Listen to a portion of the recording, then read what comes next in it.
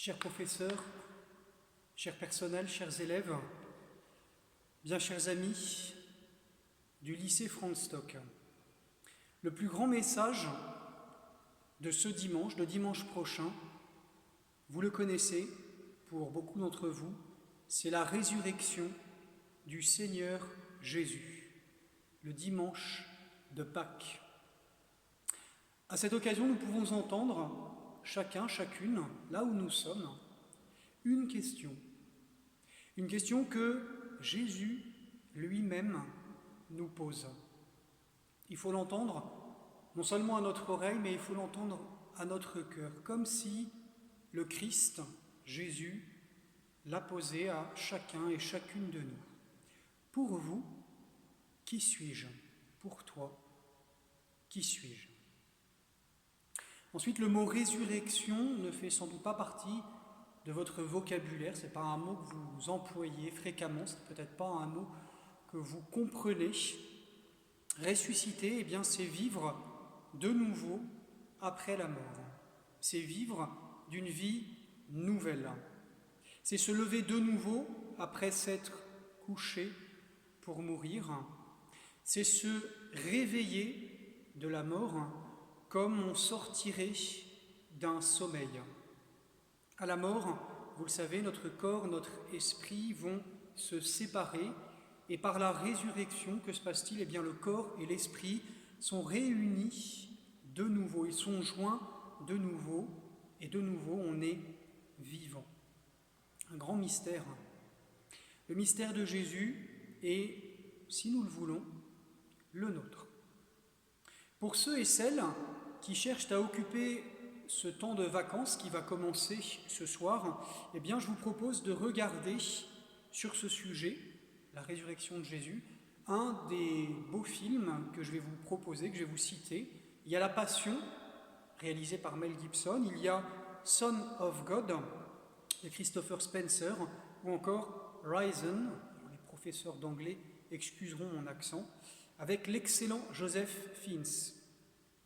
Pour ceux qui préfèrent la lecture, eh bien, je vous invite à lire directement dans les évangiles le récit de la passion et de la résurrection de Jésus.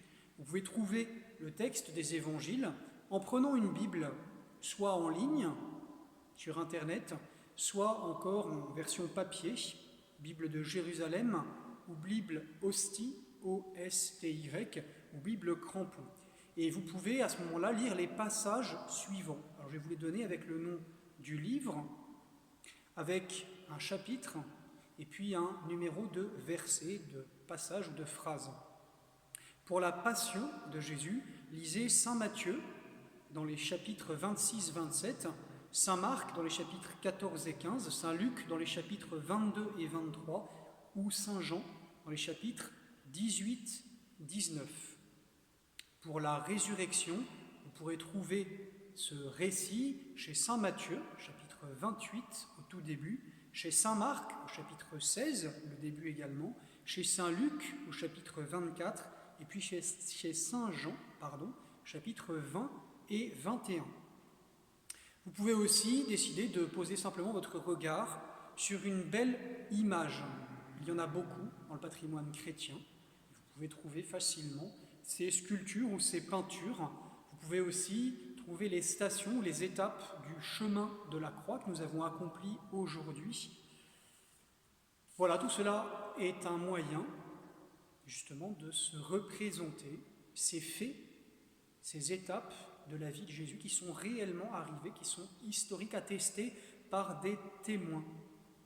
Et à travers ces supports, cette lecture ou cette image, vous pourrez laisser votre cœur entrer dans la foi, dans l'invisible, dans le mystère de Jésus. Voilà, prenez ce qui vous aidera, ce qui vous profitera le mieux. Aujourd'hui, nous aurions dû nous retrouver aussi à Franz Stock ce vendredi pour vivre ensemble le chemin de la croix. Certains d'entre vous l'ont peut-être vécu autrement aujourd'hui, rediffusé en ligne par radio, ou peut-être l'ont fait personnellement avec un livre, avec des images, dans une église encore ouverte, dans un jardin, chez eux. Retenez surtout cela. Par ce chemin de croix, Jésus veut rejoindre notre chemin d'homme, notre chemin de vie terrestre, un chemin qui est jalonné de joie, de réussite, d'espoir, de projet, certes, mais aussi un chemin qui est jalonné parfois d'incertitude, d'épreuves et de souffrances. Un chemin parfois qui monte, qui est difficile. Un chemin aussi où le mal, sous toutes ses formes, vient à notre rencontre, se dresse devant nous. Nous le savons, et ce mal, nous le constatons parfois douloureusement, dans la vie de l'Église, dans la vie du monde, dans la vie de notre pays, de nos familles, de nos êtres chers, et dans notre propre vie. Comme moi, vous êtes touchés par cette épreuve du coronavirus, par le confinement qui en résulte. Pour certains d'entre vous, cela va signifier l'isolement, la séparation provisoire d'avec des êtres chers et peut-être l'impossibilité d'être près de certains de vos proches qui souffrent, qui sont décédés. Je pense à nos anciens en particulier, les personnes les plus fragiles. Et vous êtes dans l'impossibilité de les accompagner, d'être auprès d'eux, du moins physiquement, directement. Alors bien sûr, le téléphone, les messages, le courrier, quel qu'il soit, tout cela nous permet de combler un peu la distance et de nous manifester. Faisons-le. Ils ne sont pas seuls, et vous n'êtes pas seuls.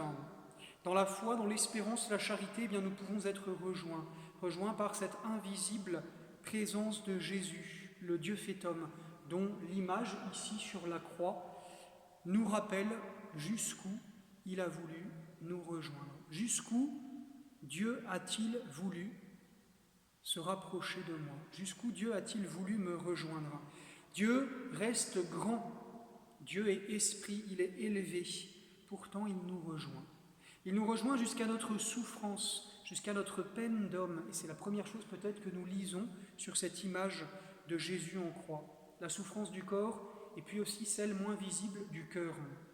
Il nous rejoint encore, ce Jésus, jusqu'à notre mort d'homme. Il vient porter avec nous les pourquoi, les obscurités, les doutes. Il revient nous dire que le dernier mot de notre vie, de notre destinée, ce n'est pas la mort. La mort n'est que l'avant-dernier mot de notre vie. Enfin, Jésus nous rejoint jusqu'à porter non seulement le poids de la croix, ce bois sur lequel il a offert sa vie pour nous, mais aussi ce poids intérieur, ce poids de la souffrance, de la mort, du mal, qui est conséquence du péché. Eh bien, à tout cela, Jésus vient donner un sens nouveau. Notre foi n'est pas une fuite du réel, c'est une lumière plus haute, plus belle sur le réel. Elle nous rappelle que Dieu peut tout faire servir au bien de ceux qu'il aime. La foi n'est pas un opium, c'est pas une drogue, c'est une consolation, c'est un réconfort, c'est une vérité qui brille même dans les heures difficiles. Laissons-nous rejoindre par Jésus. Laissez-vous rejoindre par Jésus, là où vous êtes, là où vous en êtes. Comme le firent autrefois 2 de ses disciples, 2 de ceux qui le suivaient et qui après sa mort s'en allaient découragés, attristés, abattus, incertains. Laissez-le parler à vos cœurs, comme il l'a fait pour eux alors sur le chemin. Laissez-le vous appeler, chacun, chacune, par votre prénom, comme il l'a fait pour Marie-Madeleine au matin de la résurrection. De tout cœur, je vous serai unis. De tout cœur, je vous garde dans ma pensée et ma prière.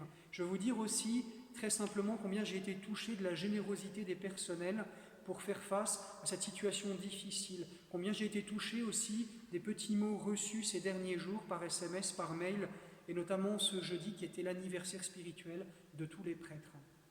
Alors dans l'attente de vous retrouver, non pas en virtuel, mais en présentiel comme on dit, eh bien j'espère que ce message vous trouvera en bonne santé. Je vous souhaite de profiter au mieux des vacances, des loisirs, malgré les conditions de confinement. Je vous souhaite de redécouvrir aussi cette joie d'être ensemble. Voilà, nos personnes les plus proches, les plus familières, peuvent être source encore pour nous de surprises et de bonnes surprises et d'émerveillement, si nous savons bien voir. Je vous souhaite donc cette joie de se retrouver ensemble avec vos parents, avec vos enfants, avec vos familles, vos proches, dans ces communautés de confinement. Quand les murs, quand les espaces de nos vies sont limités ou resserrés, eh bien, l'amour mutuel, la patience, la compréhension, l'esprit de service peuvent élargir nos cœurs et nous ne serons pas alors confinés complètement. Que Jésus le ressuscité, vous donne sa paix et sa joie. Et moi, de sa part, je vous bénis de tout cœur, au nom du Père et du Fils et du Saint-Esprit. Amen. Que Dieu vous garde.